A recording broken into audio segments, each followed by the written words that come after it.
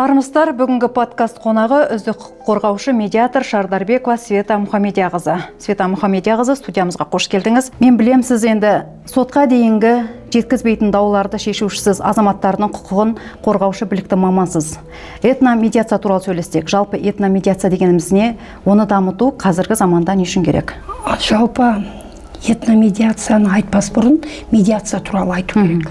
Жалпы медиация деген бұл бітімгерлік институты, оның мәмілеге келу, сонымен қатар мәдениетті қалыптастыру институты деп айтылады.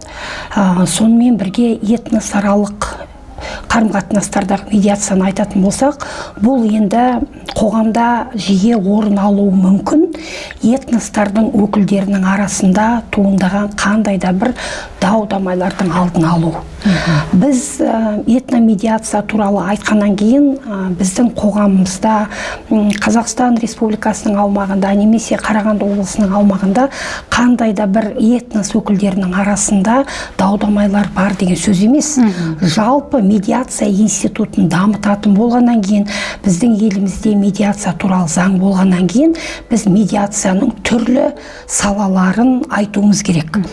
Сондықтан біз этносаралық даулардың болуы мүмкін. Қандай себептерде ол болуы мүмкін, соның алдын алу мақсатында жұмыс жасаймыз.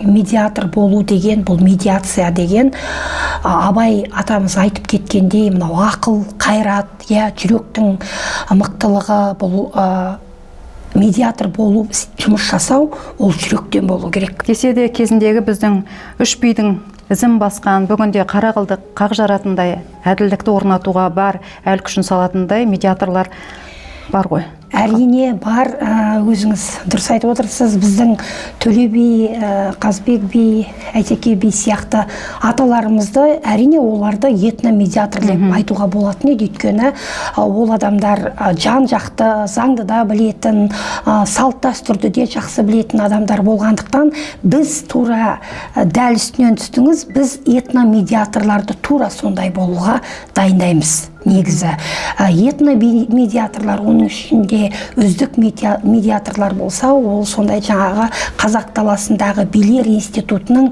үздік тәжірибесінен өздеріне сабақ алған медиаторлар болса, онда сондай адамдарды айтуға болады. Бұл жерде айтып кету керек, енді медиаторлар мен жаңағы соттағы төрелік етуші судьялардың ерекшелігі де сол ғой. Мысалы үшін сотта бір жақ наразы болып шықса, сіздердің алдарыңызға барып шыққан кез келген екі тарап ортақ бір ымыраға келіп шығады, ерекшелігі сол ғой.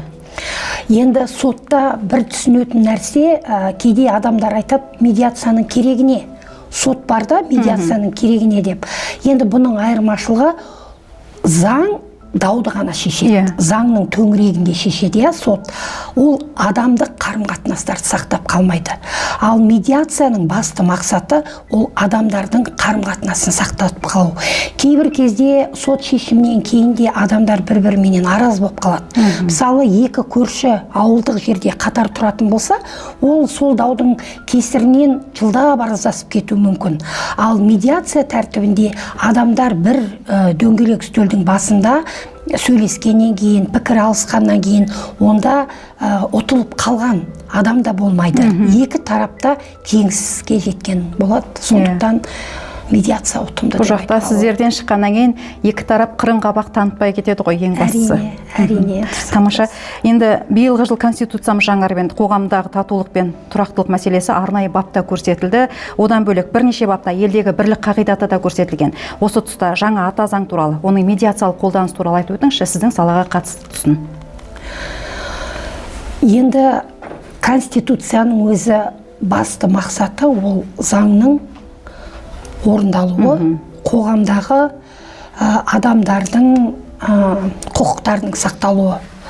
Осы басты мақсат болғандықтан, еліміздің игілігі үшін жаңағы медиация институтының да басым бағыты сол адамдар үшін жұмыс жасау, қоғамдағы бірлікті сақтау біздің де ең басты мақсатымыз. Өйткені қазіргі уақытта біз мынау медиация институтын дамыту мақсатында қоғамдық медиаторлардың да өздерінің ерекше орындары бар. Өйткені өзіңіз білесіз, мысалы, отбасылық мәселелерді адамдар көбінесе білмейді. Ал қоғамда орын алған дау-дамайларды әлеуметтік желілерден болсын, бұқаралық ақпараттық құралдарынан болсын біліп жатады. Сондықтан осы бағытта медиацияның алатын орны ерекше деп ойлаймын. Өте тамаша. Енді биылғы жылдың тағы бір саяси салмақты шешімі бұл құрылтайға байланысты. Алдағы саяси үлкен салмақты науқан туралы ойыңызды айтсаңыз. Енді қазіргі уақытта біз құрылтайға баратын жаңағы адамдардың қатары дайындалып жатыр. Заңның жаңағы ауқымы кеңейді қазіргі уақытта. Bir адамдар мысалы Конституцияның қабылданғанын білсе де, қандай не себептен ол өзгертілді, қандай өзгерістер енгізілді, құрылтайдың қажеті не деген мәселелерді мысалы білмейтін адамдар бар. Бірақ енді осы ақпараттық жұмыста осы орайда да медиаторлардың орны ерекше. Заңның, медиация туралы заңның талаптарына сәйкес біздің құқықтық алаңда қоғамдық медиаторлармен қатар кәсіби медиаторлар жұмыс істейді. Енді осы орайда жаңа біздің айтып отырған мәселеміздің орын алуда, оны жүзеге асыруда, қоғамда талқыға түсетін мәселелерде дұрыс бағдар бере білуде қоғамдық медиаторлардың рөлі үлкен. Өйткені өзі аты айтып тұрғандай, олар қоғам үшін жұмыс жасайды, және бұнда түсіндіру жұмыстарында айта білу өте маңызды. Ең бастысы жаңа тұрақтылықтың кілті осы тұста. Енді өзіңіз жаңа жоғарыда да айтып өттіңіз, медиация туралы заң қабылданғанына биыл 15 жыл деп жатырсыз. Сол заңның қоғамдық тұрақтылық турасындағы негізгі тұстарына тоқталып өтіңізші. Негізгі тұстары енді бұл жалпы қай заң болсын адамның игілігі үшін жұмыс жасалатын заңның талабының өзі адамның игілігі үшін жұмыс жасау ғой. Осы мақсатта медиацияның салалары көп. Жаңағы отбасындағы медиация, мынау азаматтық даулар, енді оның бәрі ішіне бәрі кіреді. Сонымен қатар қазіргі уақытта мынау мектеп медиациясын дамыту туралы мәселе көтеріп отырмыз. Өйткені біз медиацияның жемісті нәтижелерінің бар екен қазіргі уақытта көріп отырмыз. Ұтымды екен түсініп жатыр халық. Сонымен қатар осы орайда мемлекеттік органдардың тарапынан жүзеге асырылатын мемлекеттік тапсырыстардың да өзіндік ерекше рөлі бар. Сол бойынша халыққа түсіндіру жұмыстары, сонымен қатар мынау жастардың мәселесі, отбасылық дауларды шешу, сонымен қатар заңда көрсетілгендей кішігірім және орташа ауырлықтағы қылмыстық істерде де медиацияны қолдану осы басым бағыт. Бұл өте ұтымды тұстары, әсіресе жасөспірімдердің тарапынан орын алған құқық бұзушылықтарда соны темір тордың әр жағына жібермей, жасөспірім балаларды олардың болашағына балта шаппай, соны бір тиісті деңгейде соттың сатысының өзінде шешуге үлкен біз маңыз береміз, және бұған соттар да дұрыс қарайды. Соттар да өздерінің жүктемесін азайтуменен қатар, жаңағындай адамдық фактор дейміз ғой, адамдық факторға көп мән береді. Сондықтан осы бағыттағы жұмыстар орынды деп есептеймін. Қазіргі уақытта медиаторда ол білікті маман болу керек. Бұрын медиация, мен жаңа өзім сөзімді айтып кеттім, медиация туралы заң қабылданғаннан бері бірнеше рет өзгерістенді дедім. Бас кезінде 48 сағат дайындасақ, былтырдан бастап 78 сағат дайындау керек болды. Яғни жоғары бір білімі бар адамдарды кәсіби медиатор ретінде дайындау үшін ол 72 сағат оқудан өту керек. Оның ішінде мынау медиатордың техникасы дейді, жаңағы медиация рәсімдерін өткізу тәртібі, адаммен қалай жұмыс жасау керек. Бұның барлығы психологиялық тұрғыдан үлкен ауқымды жұмыс. Бұл тіпті 72 сағатпен де шектелмейді. Бұл адам медиацияға өмір бойы үйрену керек деп есептеймін мен. Енді этномедиациялық дамыту жолында достық үйлерінің жалпы қоғамдық институттарының ықпалы қандай? Алғашқыда медиация туралы заң қабылданғаннан кейін осы институтты қалай дамыту керек деген уақытта қолдау көрсеткен Қазақстан Халқы Ассамблеясы болатын. Соның негізінде достық үйлерінде кабинеттер ашылды ғой. Бұл үлкен ауқымды шара осы уақытқа дейін жұмысын жалғастырып отыр. Кейіннен медиация саласы бойынша жұмыс жасады. Достық үйлеріндегі кабинеттердің маңызы өте зор, өйткені достық үйлерінде әр аймақта шоғырланған этнос өкілдерінің орталықтары орналасқандықтан этнос өкілдеріменен бірге жұмыс жасауға, қоғамдық тұрақтылықты нығайтуға байланысты бірлесе шаралар өткізуде осы медиаторлардың жұмысы зор, өйткені әрбір этнос орталығының мүшелері олар дайын этномедиаторлар. Өйткені қандай да бір дау-дамай болғанда біз бірінші кімге көмекке жүгінеміз? Біз сол этнос өкілдерінің тілін, дінін, мәдениетін білу үшін біз бірінші соларға жүгінеміз. Сондықтан олардың әрқайсысын жеке-жеке этномедиаторлар деп айтуға болады. Енді шағын өздерінің ортасындағы. Сондықтан бұл этнос өкілдерінің арасындағы қарым-қатынас біздің жалпы қоғамдық тұрақтылығымызға әсер етеді деп есептеймін. Өйткені этномедиатор бола тұра, мен өзім басқа ұлттардың мәдениетін, этномедиаторларды дайындау үшін басқа ұлттардың мәдениетін, салт дәстүрін бізге білу керек болды, әдет ғұрыптарын білу керек болды. Сондықтан мен өзім қызығушылығым болғандықтан біздің Қарағанды облысында орналасқан этнос өкілдерінің ерекшеліктерін өзім зерттедім. Соған байланысты солардың жаңағы билерін неліктен, киімдері неліктен, мысалы еврей халықтарының да, еврей этностардың әдет ғұрыптарын зерттедім. Корей этнос өкілдерінің де әдет ғұрыптарын, салт дәстүрлерін зерттесем, жалпы біз адамбыз ғой, бәріміз бірдейміз, бәріміздің атымыз адам болғандықтан, бәрімізде екі қол, екі аяқ болғандықтан, біздің ерекшеліктеріміз тек қана біздің мәдениетімізде. Жалпы бәріміз бір адам болғаннан кейін, ол біздің әртүрлі киім киетініміз сияқты онда ерекшеліктердің болуы тән. Бірақ сол ерекшеліктерді дұрыс қабылдай білу, сол адамдарға тән екенін түсіну, ол да этномедиатор үшін өте керекті нәрсе. Сондықтан біз бір-бірімізден үйренеміз, бір-бірімізді солай дамытамыз, соны білу арқылы. Сондықтан бұл қоғамдық тұрақтылықты нығайтуда, бір-бірімізбен тіл табысуда, ортақ шаңырақта тұру үшін бізге өте қажетті дүниелер деп есептеймін. Енді қоғамдық тұрақтылықты, жалпы тыныштықты сақтауда, сол тыныштықтың тізгінін ұстап тұруда этномедиаторлар, этнопсихологияны зерттейсіздер ғой, бір ауыз сөзбен айтқанда. Жалпы ұлтаралық саясат туралы көп нәрсені айтуға болады.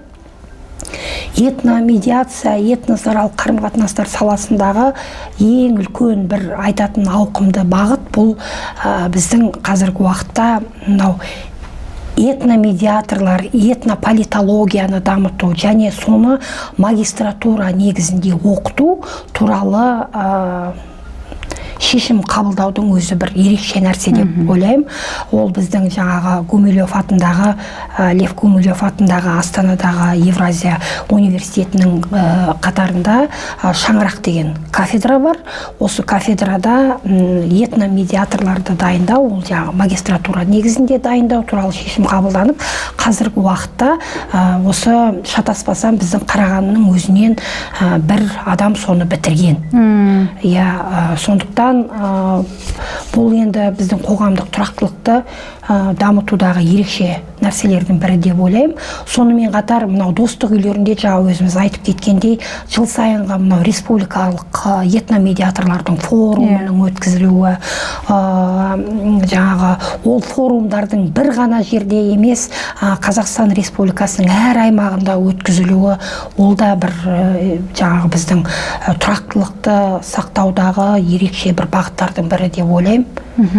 Бұл оқу орындарының жаңағыдай қалыптасып, білікті мамандар даярлауының өзі мемлекеттік саясаттың бір оң бағытының бірі ғой. Әрине, ол мысалы бізде біз мысалы шет мемлекеттерге жалпы медиация туралы заңда жазылған ғой. Медиатор тек қана Қазақстан Республикасының төңірегінде емес, ол Қазақстан Республикасынан тыс жерлерде де медиативтік рәсім жасай алады деп. Сондықтан енді мен ойлаймын, келешектің тізгініндегі нәрсе ғой ол. Енді бұл қазір біз медиаторларды, қоғамдық медиатор болсын, кәсіби медиатор болсын, оларды біз тек қана сертификат негізінде үкіметтің қаулысымен бекітілген бағдарламаға сәйкес дайындап жатырмыз ғой. Келешекте бұл да бір лицензиялы, жаңағы арнайы рұқсат арқылы берілетін бір сондай бір кәсіптің түрі болатын шығар деп ойлаймын.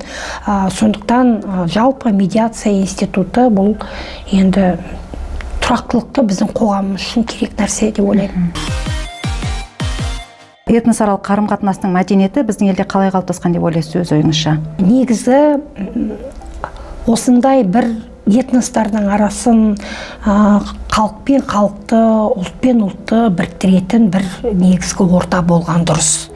Өйткені біз мысалы қандай да бір бірлескен шараларда бір-бірімізді танимыз, пікір алсамыз, бір-біріміздің сөзімізге құлақ асамыз деген сияқты. Сондықтан ондай адамдардың қатарын көбейтіп, негізі осындай бірлескен шаралар өткізу. Сонымен қатар сырт мемлекеттерге шыққан кезде де біз басқа тілді меңгеру, сонымен қатар басқа мәдениет аралық қарым-қатынасты дамытуда бұның ерекше орны бар деп ойлаймын. Өйткені мен осы өзім медиатор ретінде жалпы медиация институтын дамытуға үлесін қосып жүрген тұлға ретінде жалпы медиация институты бұл адамды адамгершілікке, мәдениетке, адамды тек қана жақсылыққа тәрбиелейтін институт деп ойлаймын. Адам өзгергісі келгенше, өзгерген сайын өзгере береді деп ойлаймын мен. Өйткені сен көпшіліктің ортасында жүресің, басқа ұлт өкілдерінің ортасында жүресің, әр нәрсенің жақсысын алуға тырысады адам. Сондықтан тек қана жақсылыққа үйрену керек. Жақында бір кітап оқыдым, сонда жазылған, біз садақа дегенді тек қана ақша беру деп ойлайды екенбіз. Ал негізі адамға жылы сөз айту, жылаған адамның, ренжіп тұрған адамның көңіліне басу айту, немесе бір жаңағындай бір тоғырыққа тіреліп тұрған адамға жол көрсету, ол да садақа екен. Сондықтан мен өзім осы медиация институтына келгеннен бері қайырымдылықпен шұғылдандым. Соның барлығы бір ерекше адамды жақсылыққа тәрбиелейтін сияқты.